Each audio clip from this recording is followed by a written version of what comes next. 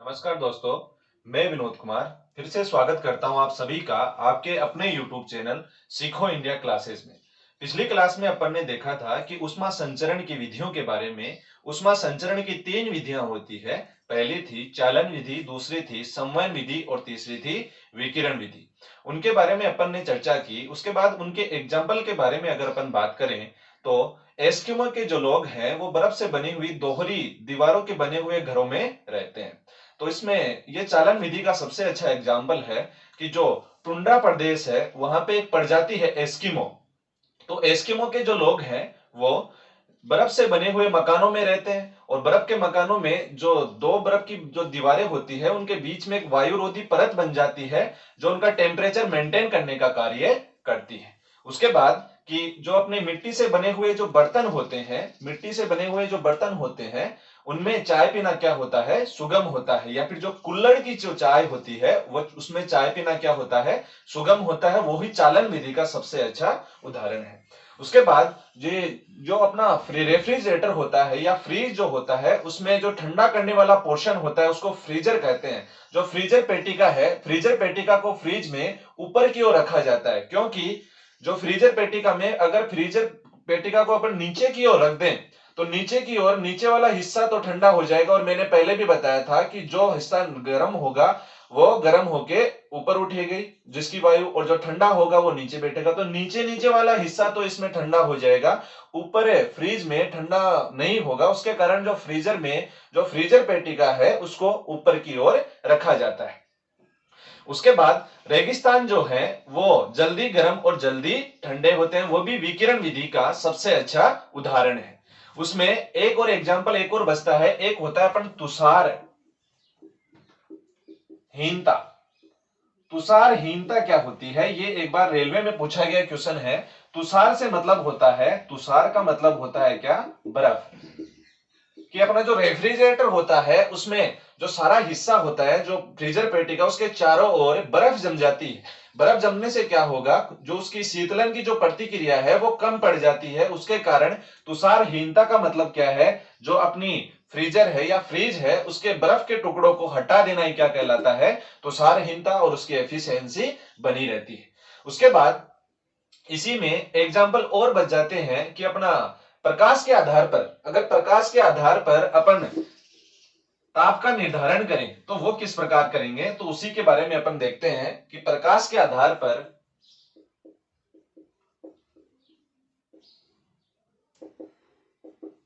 ताप का निर्धारण। प्रकाश के आधार पर अगर ताप का निर्धारण करें तो एक बात अपने को सबसे पहले ध्यान में रखनी है कि ये एक बार क्वेश्चन पूछा गया था रेलवे में कि कौन से तारे का ताप अधिकतम होता है, नीला तारा, पीला तारा, लाल तारा।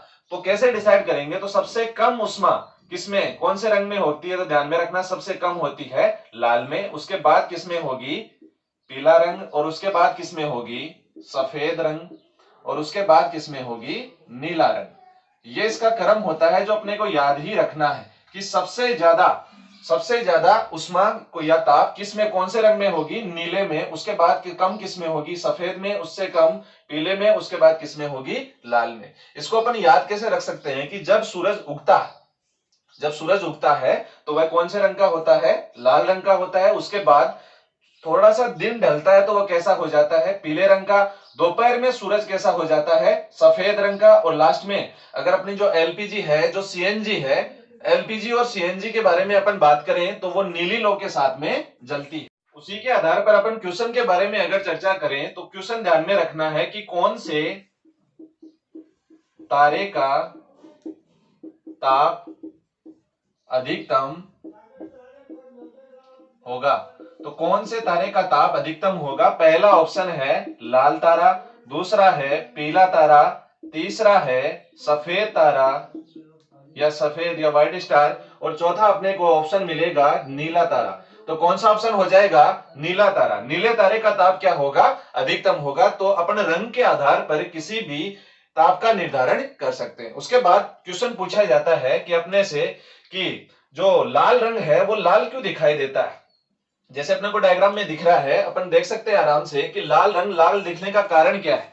लाल रंग के लाल दिखने का कारण अपने को ध्यान में होना चाहिए कि जो भी रंग अपने को जिस रंग का दिखाई देता है, उस रंग का इसलिए दिखाई देता है क्योंकि वही रंग हमारी आंखों की ओर क्या होगा, परावर्तित होगा, बाकी सभी रंगों का क्या हो जाता है, अवशोषण हो जाता है। जैसे इस डायग्राम में अपने को दिख रहा होगा कि ये जो रेड रोज है वो लाल लाल जो फूल है वो लाल क्यों दिखता है, क्योंकि लाल दिखने का इसका कारण है कि जो लाल रंग है वही हमारी आंखों की ओर क्या होगा, परावर्तित होगा, बाकी सभी रंगों का क्या होगा, उस पे अवशोषण हो जाएगा। उसके बाद एक बार क्वेश्चन और भी पूछा गया था कि जो हमारी पेड़ पौधे होते हैं उनकी पत्तियां होती है वो हरे रंग की क्यों दिखाई देती है, तो इसमें भी सबको पता होगा, बायोलॉजी के अनुसार पूछा जाए तो पर्णहरित होता है।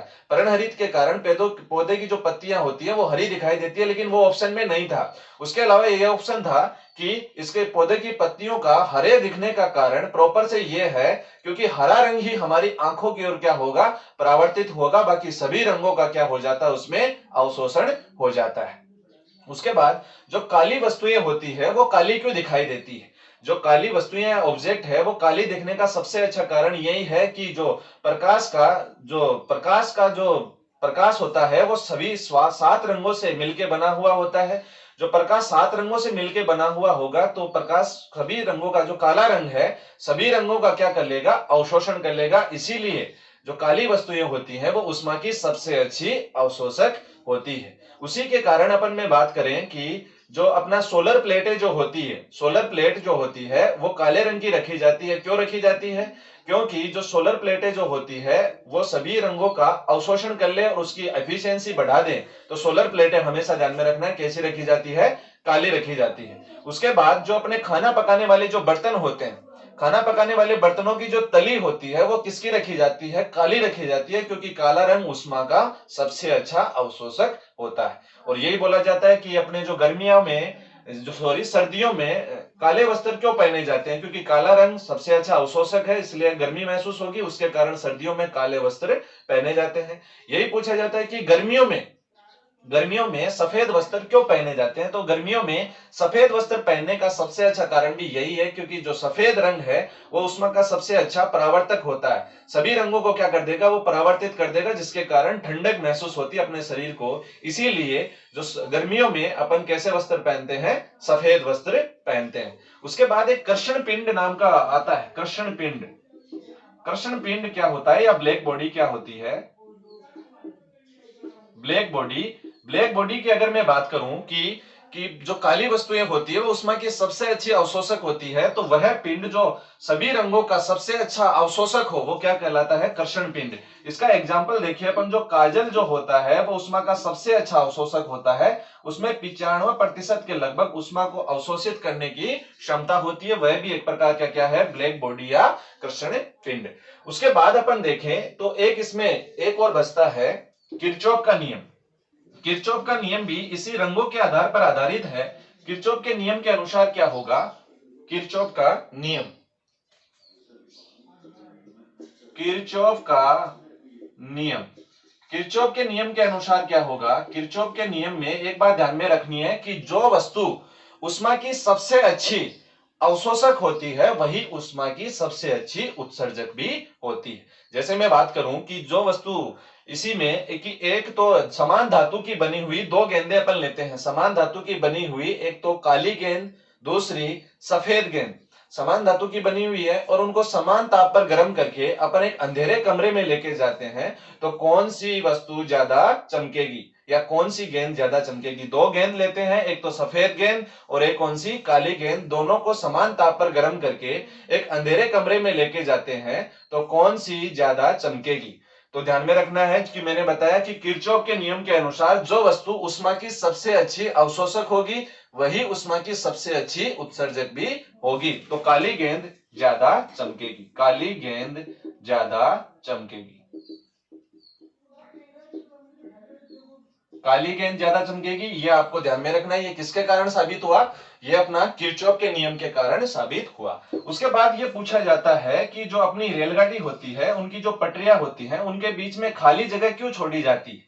तो रेलगाड़ी की पटरियों के बीच में खाली जगह छोड़ने का, ये अपने डायग्राम में दिख रहा होगा कि जो अपनी रेलगाड़ियां हैं ये उनकी दो पटरियां हैं, ठीक है, इनके बीच में ये खाली जगह क्यों छोड़ी जाती है, क्योंकि जो अपनी लोहे धातुएं जितनी भी होती है उनमें उष्मीय प्रसार गुणांक का गुण पाया जाता है। उष्मीय प्रसार गुणांक का मतलब होता है कि उनमें क्या होगा, उष्मा पाके ये दोनों की दोनों जो धातु की बनी हुई है, लोहे की बनी हुई है पट्टियां, ये उष्मा पाके गर्मियों में क्या करेंगी, फैलेंगी और सर्दियों में सिकुड़ेगी।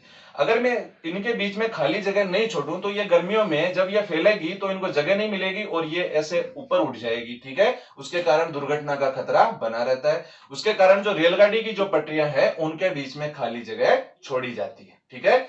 उसके बाद में एक और एग्जाम्पल अपने को ध्यान में रखना है कि एक जो पानी जो होता है उसमें जो जमने के बाद में फैलता है, पानी जमने के बाद फैलता है, ये बात ध्यान में रखनी है। क्योंकि ये पूछा जाता है कि सर्दियों में पानी की पाइपें क्यों फट जाती है। सर्दियों में पानी की पाइपों का फटने का सबसे अच्छा कारण भी यही है क्योंकि उनमें पानी भरा हुआ होता है और वो पानी क्या हो जाता है, जम जाता है। जमने पे वो प्रसारित होगा तो पानी की पाइपें फट जाएगी। उसके बाद अगर अपन केमिस्ट्री या रसायन विज्ञान से संबंधित कुछ बेसिक टर्म्स याद करेंगे जो इससे क्वेश्चंस अपने को पूछे जाते हैं। अगर अपन बात करें कि हिमांक क्या होता है या फ्रीजिंग पॉइंट क्या होता है, कि वह ताप जिस पर कोई द्रव किसमें परिवर्तित हो जाए, ठोस में परिवर्तित हो जाए, कि वह ताप जिस पर कोई द्रव ठोस में परिवर्तित हो जाए क्या कहलाता है, फ्रीजिंग पॉइंट या हिमांक बिंदु। जल का फ्रीजिंग पॉइंट है तो यह ध्यान में रखना है, अगर कोई जल है या पानी है वो किसमें परिवर्तित हो जाए, बर्फ बन जाए, तो वह क्या हो जाएगा, उसका हिमांक बिंदु। तो 0 डिग्री सेंटीग्रेड को अपन क्या मानते हैं, जल का हिमांक बिंदु मानते हैं। उसके बाद गलनांक क्या होगा, गलनांक में ध्यान में रखना है कि वह ताप जिस पर कोई ठोस किसमें परिवर्तित हो जाए, द्रव में परिवर्तित हो जाए, क्या कहलाता है। जैसे मान लो कि अगर कोई लोहा है, कि लोहा पिघल जाता है, लोहा मतलब क्या है, वो ठोस है, ठोस पिघल पिघल के क्या बन जाता है, द्रव बन जाता है, तो वह क्या हो जाएगा, उसका गलनांक बिंदु या मेल्टिंग पॉइंट, ठीक है। उसके बाद जो क्वथनांक में क्या होगा, कि वह ताप जिस पर कोई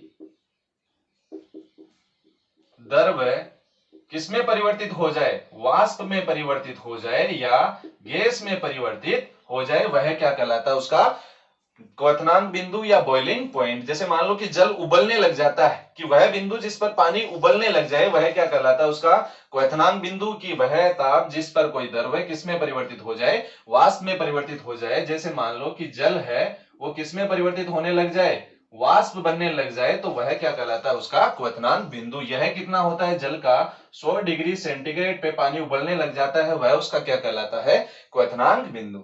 उसके बाद जो संघनन क्या होता है, कि वह ताप जिस पर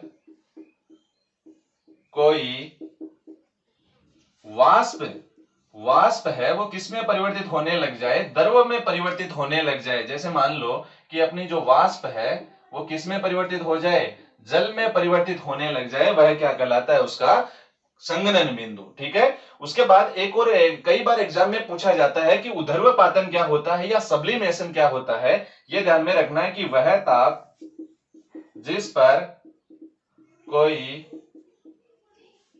ठोस द्रव में बदले बिना सीधा ही किसमें परिवर्तित हो जाए, कोई भी ठोस है वो द्रव में परिवर्तित होए बिना सीधा ही गैस में परिवर्तित हो जाए, तो वह क्या कहलाता है, उसका सब्लिमेशन या ऊर्ध्वपातन। जैसे मान लो इसके उदाहरण बहुत इंपॉर्टेंट है, ये कई बार एग्जाम में पूछे जाते हैं, रेलवे का तो सबसे अच्छा क्वेश्चन बनता है इनसे। उदाहरण की बात करूं कि अपना जो एक तो होता है कपूर, एक होता है नेफ्थेलिन, नेफ्थेलिन कपूर है, एक अपना ठोस CO2, ठोस CO2 को अपन क्या बोल सकते हैं, शुष्क बर्फ भी बोल सकते हैं, शुष्क बर्फ।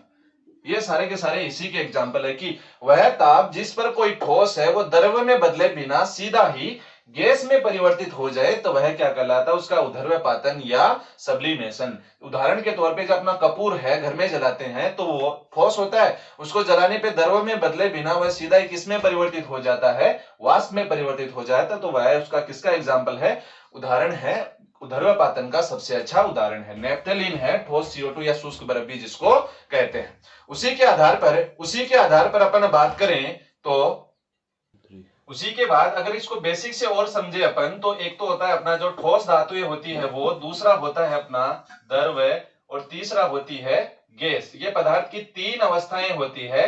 इनके आधार पे अपन देखें तो जो ठोस है वो किस में परिवर्तित हो जाए, द्रव में परिवर्तित हो जाए तो वह क्या कहलाता है, उसका गलनांक बिंदु। उसके बाद अगर द्रव है वो किस में परिवर्तित हो जाए, ठोस में परिवर्तित हो जाए तो वह क्या कहलाता है, उसका हिमांक बिंदु। उसके बाद अगर द्रव है, द्रव या फिर में पानी मिलके क्या बन जाएगा, वाष्प में परिवर्तित होने लग जाए तो वह क्या कहलाएगा, उसका क्वथनांक, क्वथनांक बिंदु या बॉइलिंग पॉइंट। उसके बाद जो गैस है या जो वाष्प है, जलवाष्प मिलके क्या बनने लग जाए, जलवाष्प मिलके अगर द्रव में या पानी में परिवर्तित होने लग जाए तो वह क्या कहलाता है, उसका संघनन बिंदु, संघनन। ठीक है। और उसके बाद अपन ने लास्ट में बात की कि ठोस है वो द्रव में बदले बिना सीधे ही गैस में परिवर्तित होने लग जाए तो वह क्या कहलाता है, उसका उधर्वय पातन, उधर्वय पातन। और अगर गैस है वो ठोस में परिवर्तित हो जाए तो वह क्या कहलाता है, निक्षेप। इसको ऐसे भी अपन याद कर सकते हैं, अगर कोई स्क्रीनशॉट लेना चाहे तो वो ले सकता है। इसी के आधार पर रेलवे में सबसे अच्छा क्वेश्चन कई बार पूछा जाता है कि प्रेशर कुकर में, प्रेशर कुकर में खाना जल्दी क्यों पकता है। ये क्वेश्चन कई बार रेलवे का सबसे अच्छा क्वेश्चन है और एग्जाम में पूछा जाता है। इसके उसमें ऑप्शन भी ऐसे ही मिलेंगे कि दाब बढ़ जाता है जिसके कारण क्वथनांक घट जाता है। उसके बाद दूसरा ऑप्शन मिलेगा कि दाब घट जाता है उसके कारण क्वथनांक भी घट जाता है। उसके बाद तीसरा ऑप्शन मिलेगा अपने को कि दाब बढ़ जाता है उसके कारण क्वथनांक, क्वथनांक क्या हो जाएगा, बढ़ जाएगा। और चौथा अगर एग्जांपल अपन इस पे लें, चौथा ऑप्शन अपने को मिले कि दाब घट जाता है तो क्वथनांक बढ़ जाता है। ऐसे ऑप्शन अपने को मिलेंगे तो ध्यान में रखना है, ऐसे ऑप्शन मिलेंगे कि प्रेशर कुकर में खाना जल्दी क्यों पकता है, ऐसे ऑप्शन मिलेंगे तो ऐसे अपने को कई बार एग्जाम में कंफ्यूज होता है। तो ध्यान में रखनी है इसमें एक ही बात कि अगर दाब जो होता है या वायुमंडलीय दाब या प्रेशर जो होता है वह क्वथनांक के क्या होगा, क्वथनांक, क्वथनांक के क्या होगा, हमेशा समानुपाती होता है। क्वथनांक के क्या होता है, समानुपाती होता है। अगर दाब बढ़ेगा तो क्वथनांक भी बढ़ेगा और अगर दाब घटेगा तो क्वथनांक भी घटेगा। यह बात ध्यान में रखनी है। तो प्रेशर कुकर में आपको पता है कि बंद होता है ऊपर से बंद होता है तो उसमें अपने को ध्यान में रखना है कि क्या होगा, दाब बढ़ेगा, दाब बढ़ेगा, दाब बढ़ेगा तो क्वथनांक भी बढ़ेगा। अगर क्वथनांक बढ़ने का मतलब क्या होता है, पानी का जो क्वथनांक कितना होता है, 100 डिग्री सेंटीग्रेड। जो वस्तु 100 डिग्री सेंटीग्रेड पे उबल रही थी अब कितने पे उबलेगी, वो 100 से अधिक पर, 100 डिग्री सेंटीग्रेड से अधिक पर अब उबलेगी। तो अधिक पे उबलेगी, ये मान लो 110 पे उबल रही है, ठीक है। तो वह उष्मा का क्या करेगी, ज्यादा अवशोषण करेगी, उसके कारण खाना क्या पक जाएगा, जल्दी पक जाएगा। यही बेसिक लॉजिक है कि प्रेशर कुकर में खाना जल्दी क्यों पकता है, क्योंकि दाब बढ़ जाता है जिसके कारण क्वथनांक बढ़ जाता है। उसके कारण जो चीज 100 डिग्री सेंटीग्रेड पे उबल रही थी वह 100 से अधिक पे उबलेगी, उसके कारण उष्मा का क्या करेगी, अवशोषण करेगी। नेक्स्ट क्वेश्चन है कि ऊंचाई पर जाने पर, ऊंचाई पर जाने पर या हिल स्टेशन पर जाने पर खाना देरी से क्यों पकता है। ऊंचाई पे जाएंगे तो वैसे वैसे आपको भी पता है कि वायु दाब घटेगा या बढ़ेगा। जैसे जैसे अपन धरातल से ऊंचाई की ओर जाएंगे या हिल स्टेशन की ओर जाएंगे वैसे वैसे वायुमंडलीय दाब आपको भी ध्यान है कि क्या होगा, घटेगा।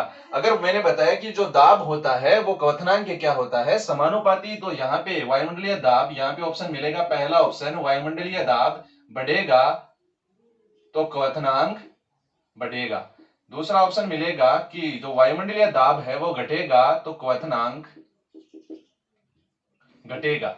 तीसरा ऑप्शन वायुमंडलीय दाब बढ़ेगा तो क्वथनांक भी घटेगा। और चौथा ऑप्शन वायुमंडलीय दाब घटेगा तो क्वथनांक बढ़ेगा। ऐसे 4 ऑप्शन अपने को मिलेंगे, तो अपने को ध्यान में रखना है कि जैसे जैसे धरातल से ऊंचाई की ओर जाएंगे वैसे वैसे वायुमंडलीय दाब घटेगा। अगर वायुमंडलीय दाब घटेगा तो क्वथनांक भी घटेगा, ऑप्शन ये हो जाएगा। लेकिन ये हुआ कैसे? जैसे जैसे ऊंचाई बढ़ेगी वैसे वायु दाब घटेगा, और वायु दाब घटेगा तो क्वथनांक भी घटेगा। जो चीज 100 डिग्री सेंटीग्रेड पे उबल रही थी वह कितने पे उबलेगी? 100 डिग्री सेंटीग्रेड से कम पर उबलेगी। तो ऊष्मा क्या लेगी? कम लेगी, और समय क्या लगेगा? ज्यादा लगेगा। तो आपको ध्यान में रखना है, ये पूछा गया है भी क्वेश्चन है। अपन क्वेश्चन की ओर बढ़े तो कहां चावल जल्दी पकेंगे, ये क्वेश्चन अपने को पूछे तो पहला ऑप्शन दे दे अपने को माउंट एवरेस्ट। Mount Everest. और अपन दूसरा ऑप्शन दे दे अपने को केटू या कंचनजंगा। तीसरा ऑप्शन दे दे अपने को गुरु शिखर। और चौथा ऑप्शन अपने को दे दे यहां पे कि हर्ष पर्वत। तो मैंने बताया जैसे जैसे ऊंचाई बढ़ेगी वैसे वायुदाब घटेगा, वायुदाब घटेगा तो क्वथनांक भी घटेगा, और खाना पकने में क्या लगेगा? टाइम लगेगा। उसी के आधार पर अपन देखेंगे तो यहाँ पे ऊंचाई सबसे ज्यादा किसकी होगी? माउंट एवरेस्ट की। उसके बाद उसके कम किसकी होगी? केटू की। उससे कम गुरु शिखर की, और उससे कम हर्ष पर्वत की। तो कहां खाना जल्दी पकेगा? ये ऑप्शन है, तो कौन सा हो जाएगा? हर्ष पर्वत पर खाना जल्दी पकेगा। इसी के अगर अपन आगे नेक्स्ट क्वेश्चन की ओर बढ़े तो नेक्स्ट क्वेश्चन है अपना, पानी में अशुद्धि मिलाने पर क्या होगा? अगर कोई भी पानी है उसमें अपन अशुद्धि मिला दे तो क्या होगा? हिमांक घटेगा, क्वथनांक भी घटेगा। हिमांक घटेगा तो या क्वथनांक बढ़ेगा?